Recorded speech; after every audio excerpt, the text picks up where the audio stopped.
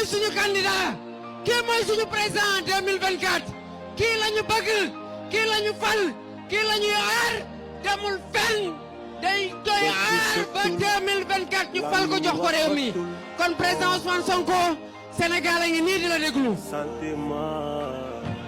kon ñii fii la ñu mujjee ak réew mi ñu ngi dem à 2-3 jours de la tabaski franchement man gàcce moo ma dal ak njaaxare bi ma dal mooy que nañu fexe ba cette responsabilité qu'ils ont pour que ce pays-là reste stable fii ak 2029 seen responsabilité la du contre APR du contre République des valeurs du contre kii na ngeen fexe ba suñu réew mi stable parce que nag jàkkaarloo toowu leen ak ñi fi nekkoon na yéen a jàkkaarloo seen biir kon ni ko émission bi di waxee ngir yàlla ngalla les gens am nañu leneen lu ñu tal lu dul nekkaat ci benn instabilité boo xam ne dafay yóbbuwaat réew mi ci waxuma la 4e sous-sol mais ci 10e sous-sol mais franchement moi je suis déçu.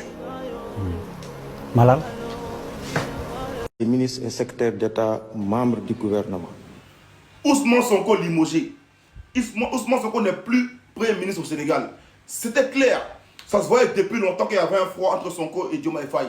Depuis longtemps. Et le pire, son discours qu'il a eu sur la France. Ce discours-là, non, c'était fort. Il a toujours gardé sa position.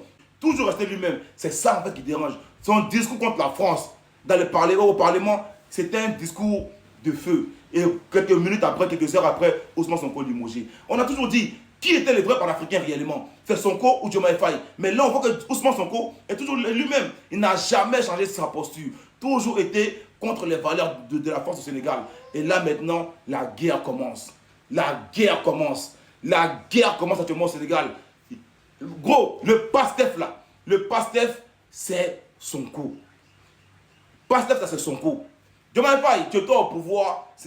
Il y a trop de choses. En tout cas, bienvenue actuellement. Je sais que la toile ça va chauffer.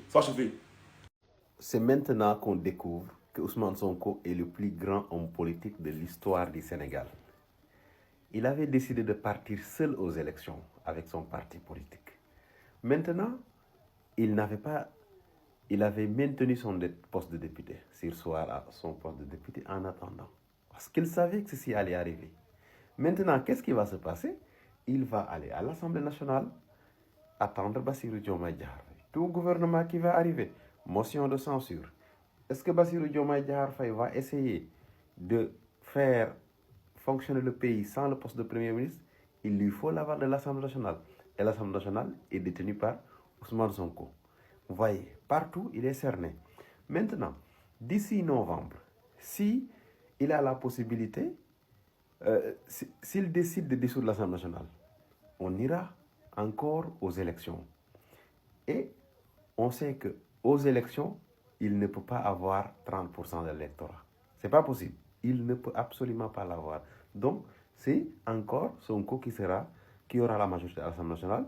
Conséquence, une motion de censure. Donc, pour tout nouveau gouvernement, on va assister à quoi? On va assister à une succession de motions de censure, à une guerre politique.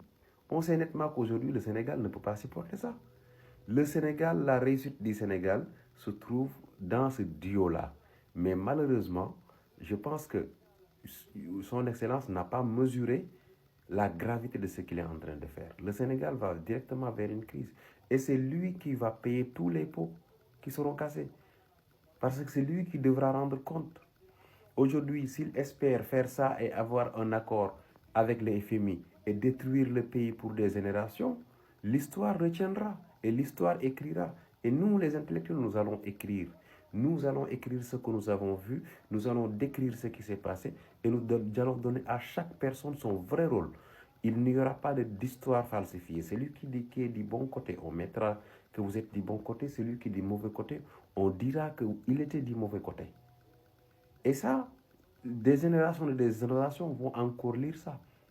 Donc vraiment, c'est dommage pour notre pays qui ne mérite absolument pas ce qui va arriver parce que nous allons vers des crises politiques qui seront interminables. Pour rien au monde aujourd'hui, Bassirou Diomaye Diakhar Faye ne devait accepter de prendre cette décision-là. Parce que tout simplement, on ne peut pas gouverner un pays sans une base politique.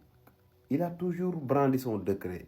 C'est moi qui donne le décret. Tant qu'il est là, c'est parce qu'il a ma confiance. Mais cela ne suffit pas pour gérer un pays. Vous avez besoin de légitimité populaire. Vous avez besoin de base politique. Aujourd'hui, vous n'avez pas de base politique. Vous n'avez pas de légitimité populaire. Dans les débats, Sonko était un régulateur social. Ce régulateur social-là, vous l'avez débarrassé du gouvernement. Maintenant, qu'est-ce qu'il va faire? Vous allez faire face. Vous serez en face des Sénégalais. Ce Sénégalais lambda qui disait que oui, Sonko a dit, va arrêter de le dire. J'ai vu beaucoup de gens, les frustrés de Macky Sall qui sont là, mais à dire merci Diomaye, c'est bien pour le pays, mais parce que tout simplement ces gens-là n'aiment même pas Diomaye, c'est les mêmes qui insultaient Diomaye. Ouais. nag boo bëggee dégg dëgg alhamdulilah rabbil alamin. Ah oui, ah non mais les choses sont claires parce que waxu cohabitation douce en politique est-ce que ñaari mooy mus nga fekkee fi ñu ko boolee. Ça c'est contradictoire. Oui, bien sûr. soo fekkee fi ñu ko boolee jàmbaar man jour boobu laa xam ni on va droit dans le mur dañuy séparé wu. parce que nag gis-gis yi wuute na doxalin yi bokkul. boo dégg Ousmane Sonko tey mu wax ci fond politique da nga dégg Bassirou Diomaye Diakhar Faye këram wax ci fond politique nga naan ñaar ñi nu ñuy def ba ànd bu nu nekk. te dafa am benn question boo xam ne c'est crucial boo ci bokk la nit gis-gis non mun leen a yàgg bu dee yéen ñaar ñëpp ku nekk da ngaa taxaw fi nga taxaw waxu xaalis.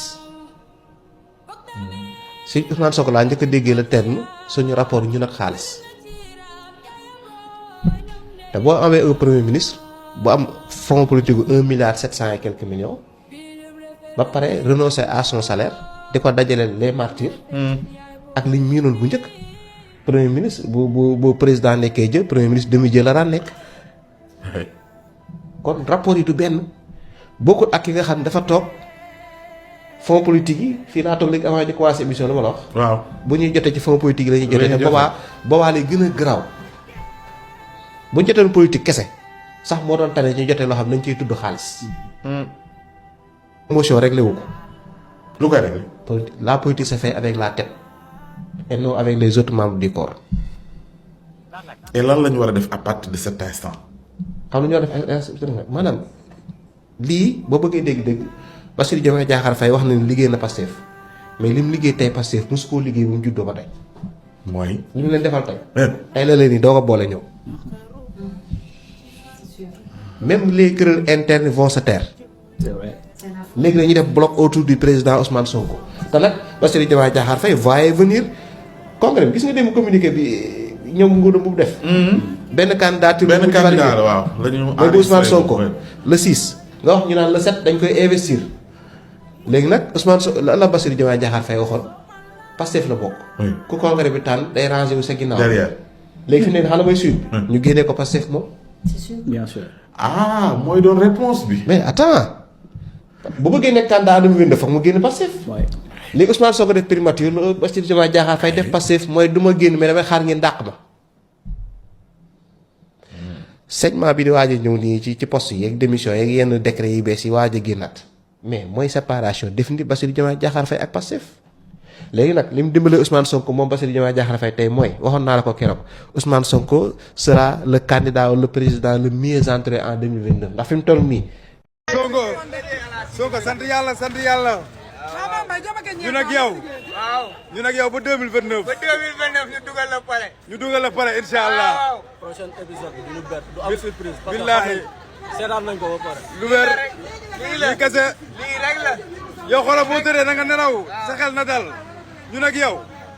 yow ak jeunesse bi ba 2029 incha allah. waaw tu ne marcheras jamais seul. barki rasulullah. You will never walk alone. billaay lu anglais di wax ah Moussa.